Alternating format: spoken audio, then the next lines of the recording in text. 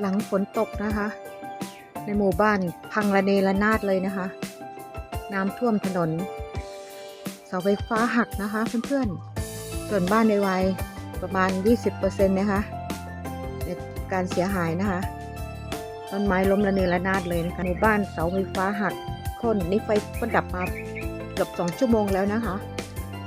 ที่ไหนตกบ้างคะรายงานกันด้วยนะคะพังเลยนะคะพังเลยระเนระนาดเลยหักหมดเลยล้มหักนี่ก็เอียงหมดเลยโอ้โหดูพังหมดเลยนะคะโอ้โหสุดยอดเลยครั้งนี้ต้นมะพร้าวล้มไหมเกือบโค่นนะคะเกือบโค่นนี่หลังบ้านนะคะหลังบ้านนะคะโอ้โหหน้าบ้านไม่ต้องห่วงเลยนะคะเต็นท์ขาดตะพึดเลยตะกี้ไปเซอร์เวย์ในหมู่บ้านมานะคะโอ้โหครั้งนี้น่าดูชมเลยทั่วเลยนะคะรับเต็มกันไปเลยนะคะเพื่อนๆ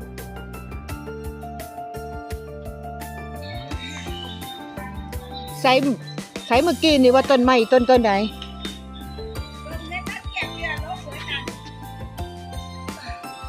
โอ้ยพังเลยบอกโอ้ยตรงนี้ลำเต็มเลยมันโล่งไง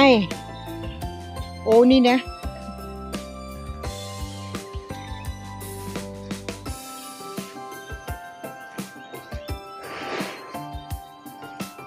ตรงนี้มีที่บังก็รับกันไปเพื่อละแผล2 แผลโอ้แต่ลมแรงจริงๆเลยนะคะนี่อันนี้ก็นิดหน่อยเนาะนิดหน่อยอันนี้เจ้าของบ้านไม่อยู่นะคะเจ้าของบ้านไม่อยู่ตอนนี้เป็นยังไงได้ยินว่าสังกะสีก็สังกะสีเนาะแต่ในหมู่บ้านนะเสียหายเยอะนะคะเพื่อนๆ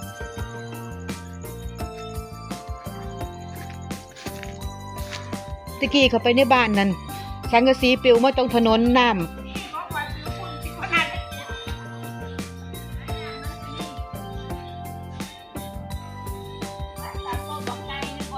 น้องนัดขึ้นไปดังทั้งเหล่าเต็งเลยเนี่ยในสายต้นในหาคนกินนี่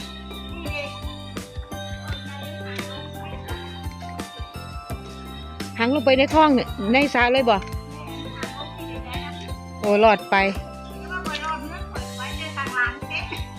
หลอดไปตกอยู่ได้ในทีเพลินเนาะพังหมดเลยโอ้ข่อยระยานมันลงมาค่ะข่อยจนว่าโอ้ลงมาตรงบนเรือแล้ว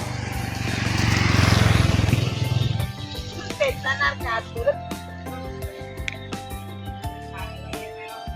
โอ้เนาะดีมันบ่ตกออกมาตรงถนนเนาะดีนะลงไปในเต้นใหญ่กันสองเต้นนั่นมัดกับบ่ทนเลยพูดแล้วในทางร้านคุณเมย์เป็นที่คุณเบิร์ดเป็นลบเบิร์ดใส่ลงมาเนี่ย